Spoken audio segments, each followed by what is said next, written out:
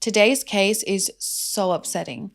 It's intense, layered, and you begin with feelings of grief and heartbreak and then feel outraged and disbelief. It's a tragic tale of forbidden love. Two young lovers torn apart to be forced into marriage with a 60-year-old man. Jassi was a young woman full of potential until her life was taken away in a gruesome manner. But those who were left behind to deal with their loss would ultimately be the ones who caused it. A case where society and family honor was more important than the happiness of two people. This case deals with family violence and specifically an honor killing, even though there is no honor involved whatsoever.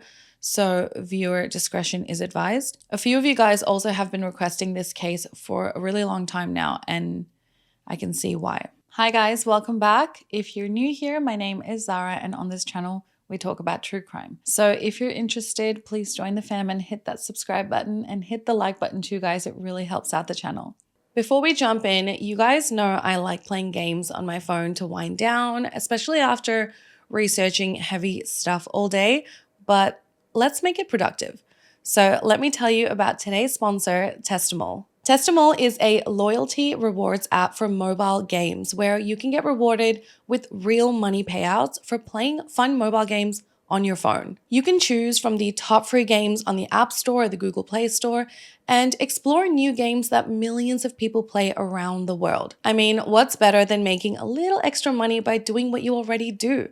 Playing games on your phone. It's super easy to use. First, you need to download the app and then confirm access to be able to track your game's progress, and then you're ready to go. You then pick a game you want to play, and you can see that some games have higher coin rewards than others. And if you follow the app messages, they notify you when there are special offers for extra coins. After you download a game of your choice, Testimol will track the game progression and reward you accordingly with coins. Once you have collected enough coins for a cash out, you can then pick from the options on the payout tab, and they have heaps of options to choose from, and I would personally choose from Amazon or PayPal because I use that daily.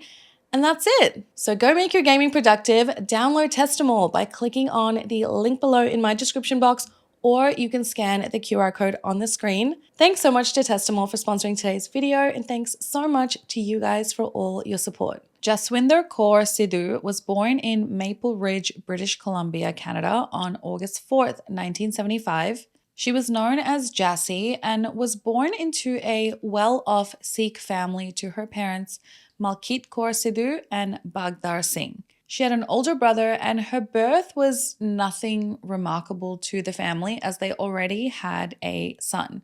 They were orchard owners and successful blueberry farmers, a powerful family that was influential in that community. The area of Fraser Valley in Canada was an area that had farms that produced strawberries, blueberries, raspberries, and vegetables worth more than $100 million a year. Maple Ridge is known for its strong Sikh immigrant community.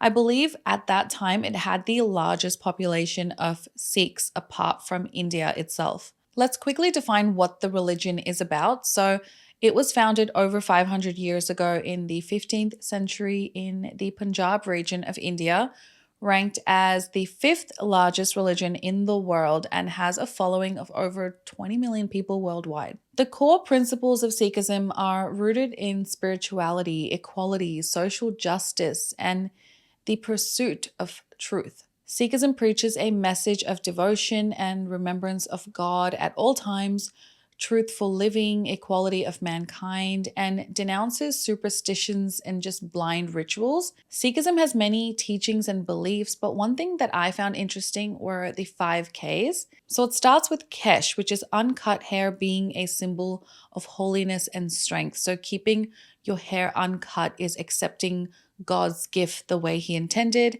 Then Kara, which is a steel bracelet, which is a symbol of restraint and gentility and acts as a reminder to not do anything the guru wouldn't approve of. Then we have Kanga, which is a wooden comb to keep your hair neat and tidy. Kacha, cotton underwear that I believe shouldn't go past the knee, and I think it symbolizes chastity. Then we have Kirpan, which is a steel sword, which symbolizes the struggle against injustice, the defense of good, etc. So this is important to remember later. Jassi's family included 3 generations who all lived together in a large mansion in the middle of this blueberry farm that they owned. I believe it had 20 plus bedrooms and over 12 bathrooms, so it's a huge home to house a huge amount of people.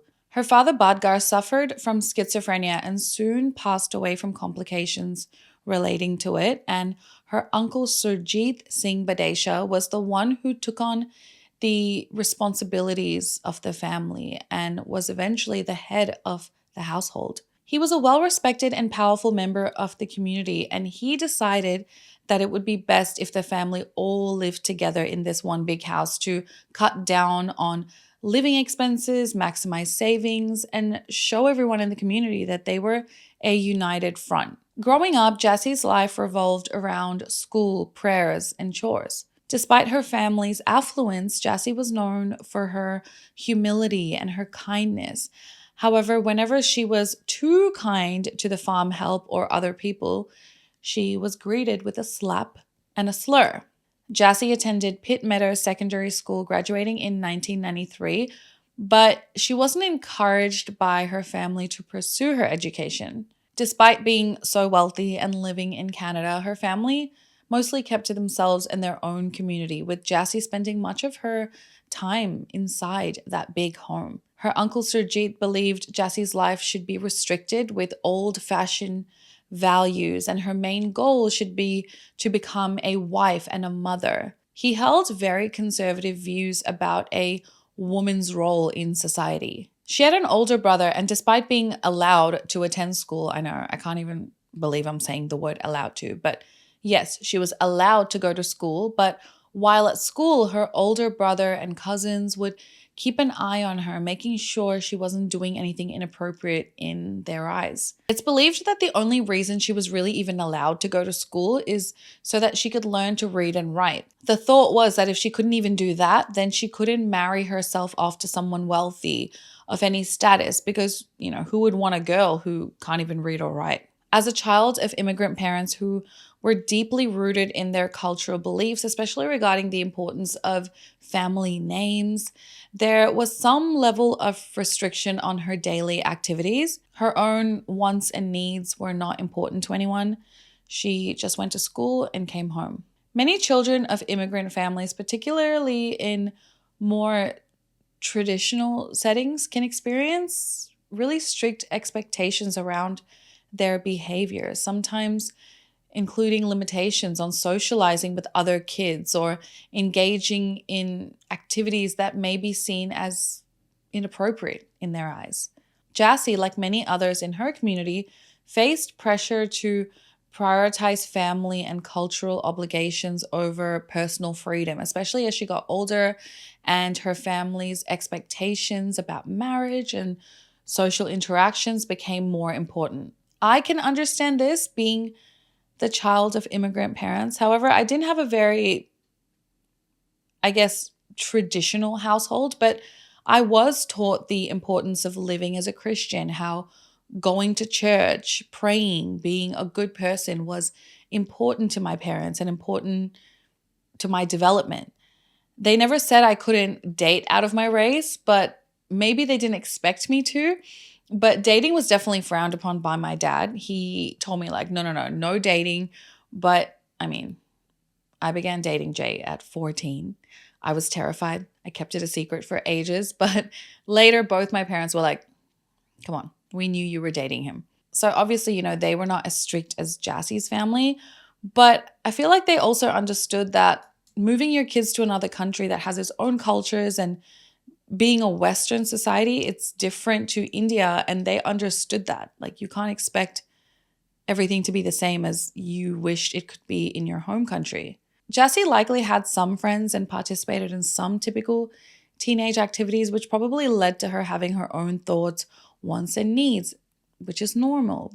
She was seeing how other more modern and liberal kids were living in her school in Canada, which is removed from her family's more traditional way of life and values. Growing up, Jassi and her family visited India quite often, And it was on one of these trips in December 1994, she met 18-year-old Sukhwinder Singh Sidhu, a rickshaw driver from the village of Narik in Punjab. Sukhwinder, who was known as Mithu, first saw 19-year-old Jassi when she was walking with her cousin in their village.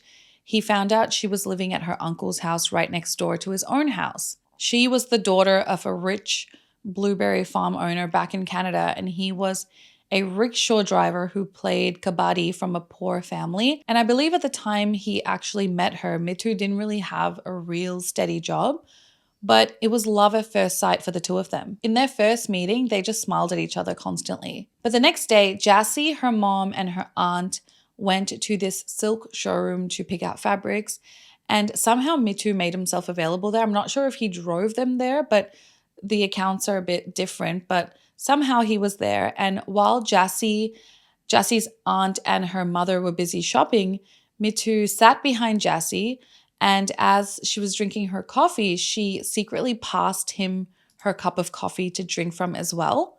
They were immediately drawn to each other, and Mithu said he felt something special. Later that night, they spent some time together at a mutual friend's house. They exchanged numbers, and I believe she continued seeing Mithu whenever she could during the trip, but once she returned to Canada, they began a secret long-distance relationship, communicating through letters and phone calls. And they couldn't just, call each other like we think. A friend would actually help them communicate at times because, like I said, even though Jassi was 19, her activities were very monitored. So everything was done in secret. She usually went to India once a year on vacation, where she kind of got a little bit more freedom than back at home and was able to briefly see Mithu at times. They talked about Mithu moving to Canada or Jassi coming to India permanently. Between 1995 and 1999, Jassi and Mithu continued to successfully communicate and maintain their long-distance love affair, mainly through these letters and the occasional phone call. That must not have been easy. The problem was, Jassi knew her family would never approve of her relationship with Mithu. Firstly, he was from a lower class, poor family. He was sometimes a rickshaw driver, not of the same social class that Jassi came from. Next, he was from the same Sidhu clan as Jassi's mother. Traditionally, marriages among people of the same clan are strictly forbidden in Punjabi culture and are against the Sikh religion as well. So I tried to understand this a little bit more, but I don't want to butcher it. So someone who really knows the reason for the forbidden caste clan issue, please comment below.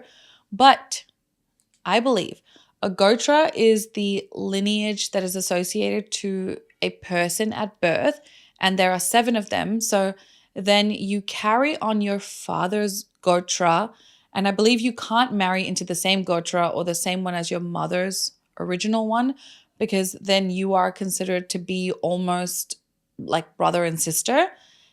It's kind of considered incest. So please correct me below. I'm sure I'm not 100% right. Jassi was not allowed to attend university after school. I mean, according to her uncle, she didn't need that much education. Jassi did not need a university degree to look after her chosen husband and raise children. Her mother had done this, and her mother's mother had done this, but she still needed to contribute financially towards their large family. So she began working as a beauty therapist at a salon called Peaches and Cream and made some good friends here. Obviously, her brother drove her straight to and from work, and her money went straight into a shared account for everyone in the family to use freely. Then in late 1998, I believe Jassi's uncle Surjit began talks of having Jassi married off. They would have parties where they would dress Jassi up like a little doll, and potential suitors would come and be seen by the family and assessed and eyeballed. He had a business associate who was looking for a wife, and this would be a great match for Jassi. This man was wealthy. He would provide a great life for Jassi and bring the family great pride, even if he was over 60 years old, more than twice 23-year-old Jassi's age. But Jassi refused. Now, this legit sounds like something from a movie, but on occasion when Jassi traveled to India, the only way she could really spend time with Mithu properly was at night. She usually stayed at her uncle's house, her mom's brother, and I believe it was his wife who would help Jassi and Mithu meet up. She was kind of sympathetic to their love story and knew they wanted to be together. I'm sure she could very easily understand what Jassi was going through, given she was a young girl at one point, possibly who went through the very same restrictions. So allegedly, Mithu would supply Jassi's aunt with some sleeping pills, and then after dinner, she would slip these pills into everyone's drinks so they would all fall asleep and stay asleep. When everyone was asleep, usually after 11 p.m., Mithu would jump the wall and quietly sneak into Jassi's room where they could be alone. Sometimes Mithu would only be able to stand outside Jassi's window in her room, and they would just talk across the window. During one trip to India in January-February 1999, which was solely for the purpose of finding another suitor for Jassi, Jassi had refused to marry any of the prospective husbands her uncle and mother proposed to her back in Canada. So one night, Jassi told Mithu that she didn't want to go back to Canada. She wanted to be with him. He was her everything. She told Mithu to take her away, that her family was going to marry her off to a complete stranger. At this point, Mithu was devastated and he desperately wanted to marry Jassi. So they made a plan. Jassi came to India again with her mom and uncle in March 1999, again to find a husband because any of the suitors in Canada were proving to be unsuccessful. On 15th March 1999, Jassi told her mom and uncle she was going to a friend's house. During this time, she married Mithu in a secret ceremony with Mithu's friends as witnesses. That night, they spent their first night together in a hotel. On April 19th, 1999, Jassi registered the marriage in India. Now, even though they spent the night in the hotel, I believe they actually had 2 separate hotels to not get caught. I mean, how crap is that you can't even make that decision for yourself, that you have to hide everything? And I can totally understand what they must have felt like. Once Jassi returned to Canada, she confided in her friends that she had secretly married the man she loved, not the man that was chosen for her. She told her friends that this had to remain a secret, otherwise her family would kill her. Now, I remember when I was young thinking that my dad was going to kill me if he ever found out that I was dating that young or doing anything. I knew I was going to be in so much trouble. But in my head, I thought, oh my God, he's going to yell at me forever. Like he won't speak to me again. He'll be so mad. But never did I think I would actually die. I'm sure Jassi felt the same. Back at home, her mother and uncle grew suspicious. I'm not sure exactly how, but it seemed like word just traveled back from Punjab to Canada. Her mother and uncle began calling Mithu and threatening him, telling him to stay away from Jassi. But soon, in May 1999, some mail arrived at Jassi's home, which unraveled their entire secret. Jassi had begun the process of applying for a visa for her now husband to come to Canada and live with her as her spouse. This paperwork was clear. Mithu and Jassi were married. Malkit, her mom, and Surjit, her uncle, were furious. They demanded that she leave Mithu immediately. After all, they had already promised Jassi to another man. Surjit's 60-year-old business associate. He was expecting a young, beautiful bride who was promised to him. Her mom and uncle filed a complaint against Mithu in Punjab on Jassi's behalf, claiming he had kidnapped Jassi and forced her to marry him at gunpoint.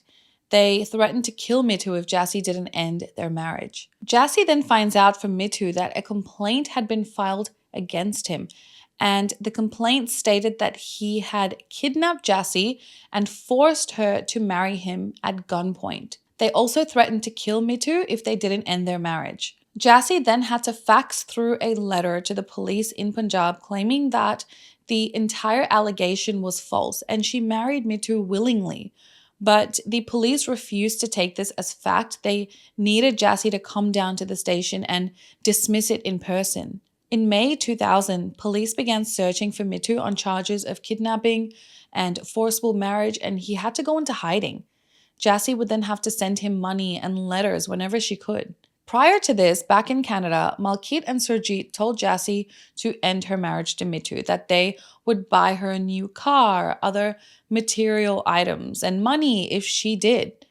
But she refused. A while later, her mother approached her and told her, fine, you know what, fine, we give in. You can be with Mithu. She then gave her some paperwork which was written in Punjabi, which Jassi was not fluent in, and told her, okay, this paperwork will help Mithu come to Canada quicker. Just sign it and you guys can be together. Let's just stop all this nonsense. Jassi was so happy she could finally be with Mithu. Her mom was agreeing. So she signed whatever documents they handed to her, but it was a trick. That paperwork was actually the complaint against Mithu, claiming he had kidnapped her and forced her into the marriage. And that's when Mithu called her and told her about everything, and that's when she sent that faxed letter to the police back in Punjab, but it just didn't work. After they found out she faxed the letter opposing the complaint, Malkit and Surjit confined Jassi in their home. She was prisoner, being kept inside the home without any outside contact and without food. Her mother would beat her daily, I guess trying to beat obedience into her. They wanted Jassi to abide by their rules and do what they wanted. They did this to a grown-ass 25-year-old woman. During her time working at the salon, Jassi made friends, and one of these friends was the receptionist named Jody.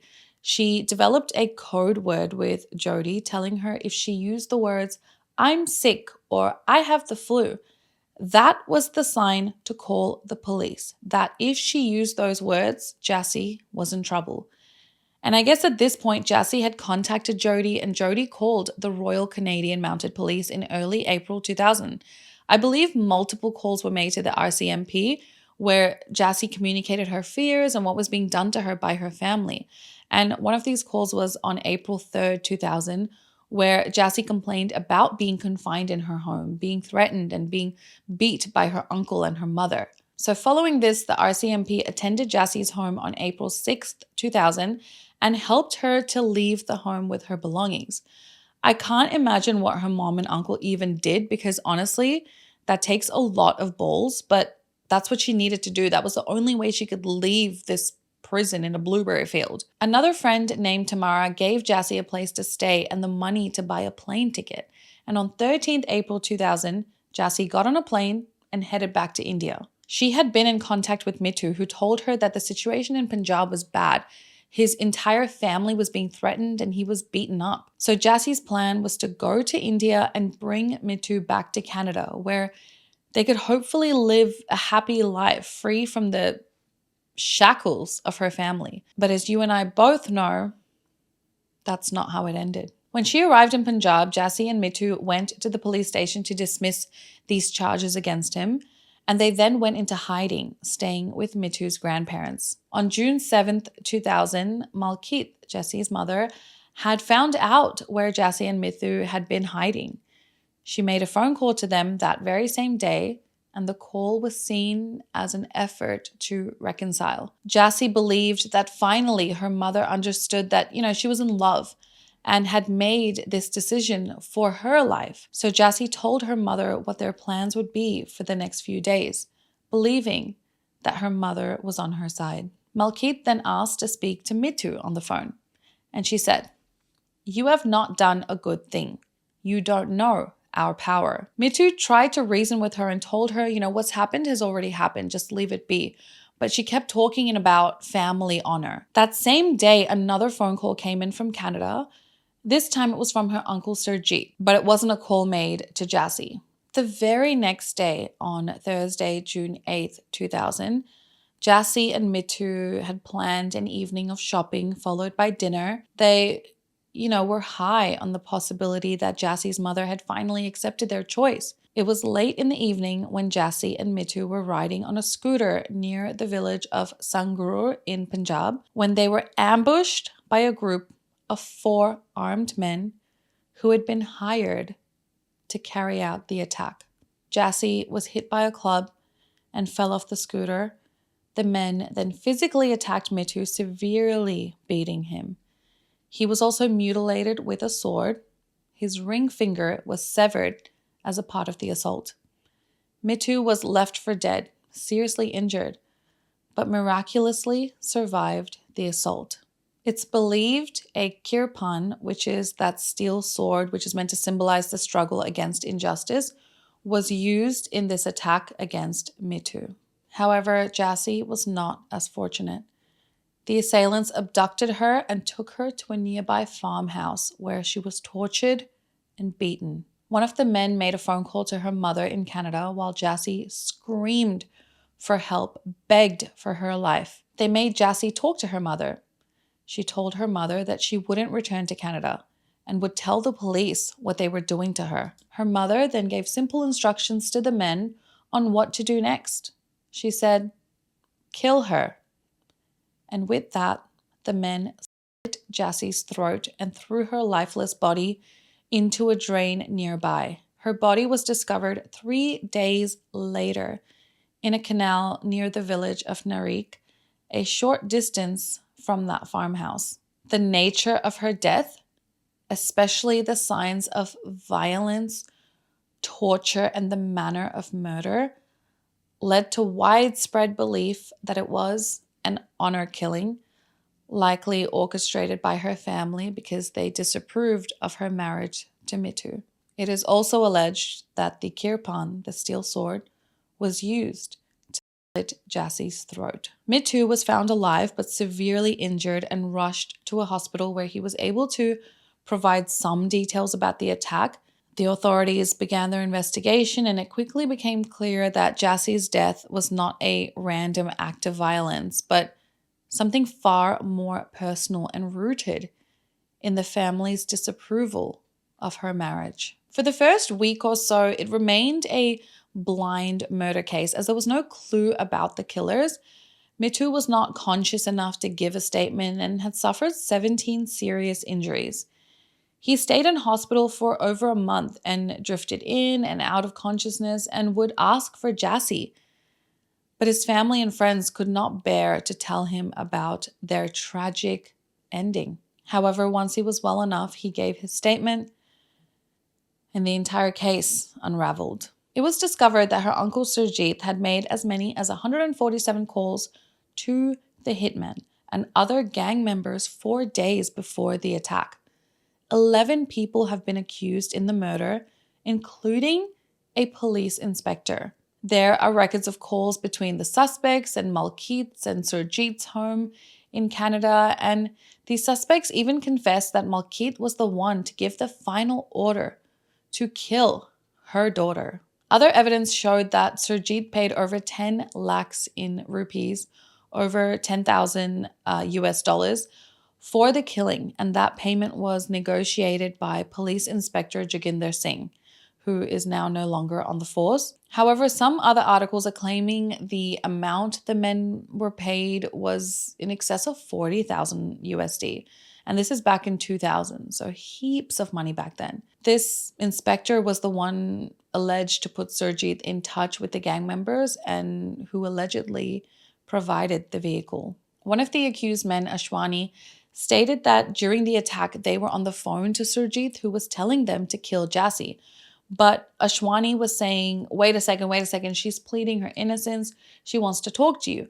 But Surjit said, kill the girl, we'll pay you more. But then when they wanted Jassi to speak with him, he actually handed the phone back to her mother, Malkit.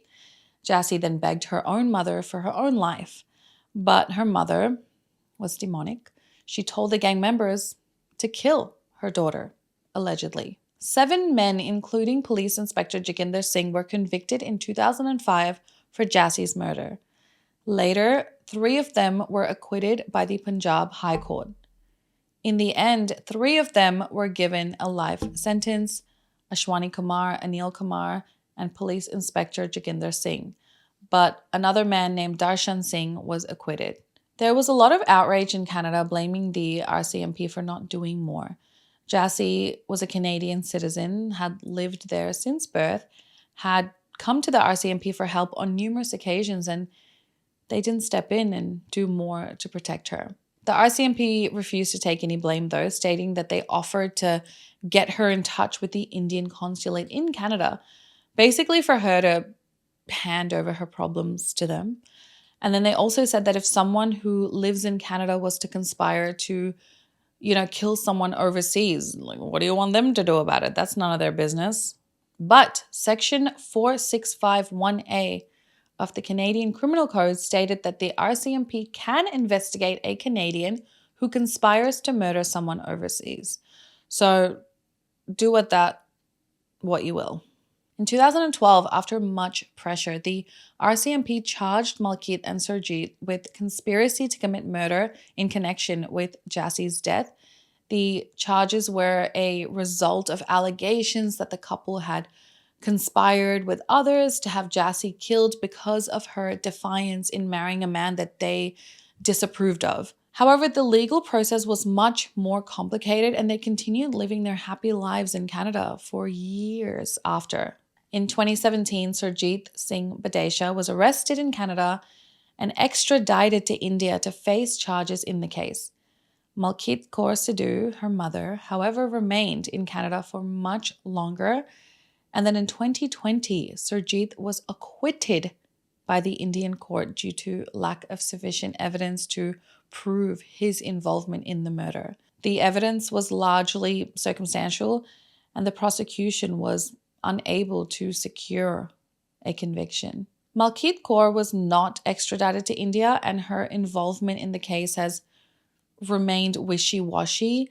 Jassi's family continues to deny involvement in her killing. So the case of Jassi remains unresolved in terms of the perpetrators taking full accountability, with many feeling that justice was not fully served, as the people believed to be behind Jassi's tragic murder were either acquitted or not fully prosecuted. It was clear to many, including Jassi's friends, that her family's affluence contrasted sharply with the humble lifestyle of Mithu.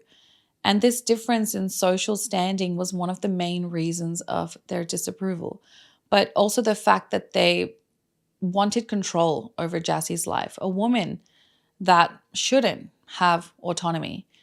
They wanted her to marry someone of their own choosing from a wealthier, more prominent background. Some say to understand why Malkit would want to kill her own daughter, we need to understand that she is a product of her upbringing, that she was born and raised in the strictest Indian traditions with its traditional baggage of caste, class, family honor, and instead of growing and evolving, she expected her own daughter to carry on the same tradition.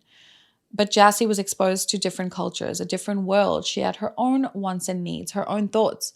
She wanted love and she defied them. This was not allowed.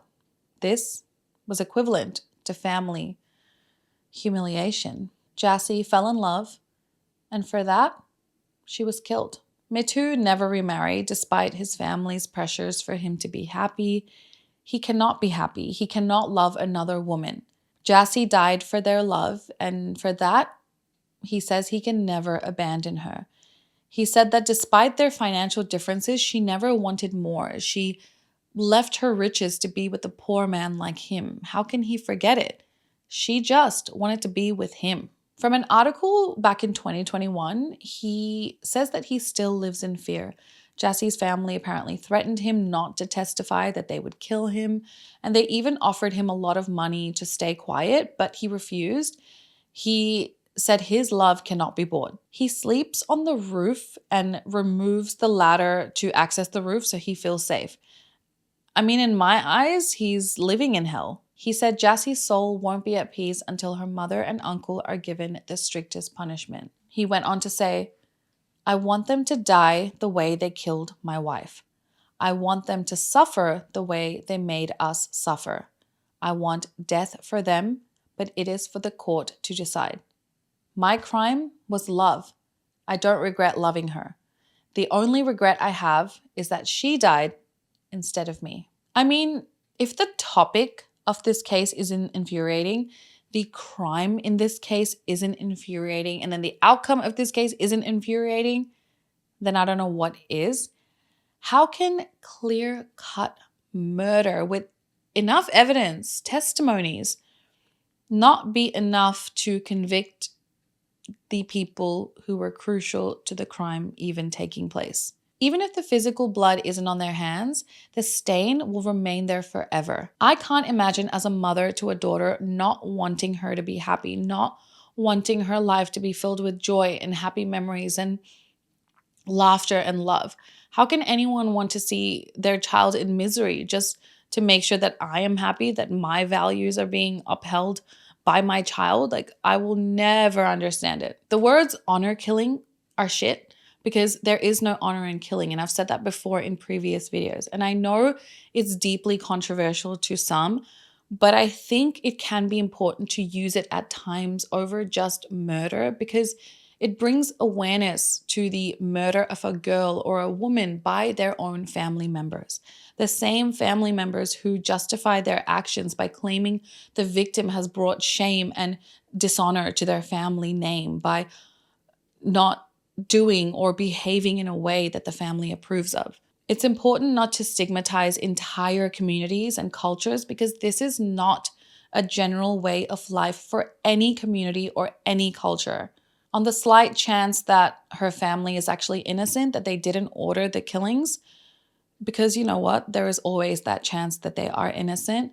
I don't understand why they wouldn't be trying and working their hardest to bring justice to Jassi's killers.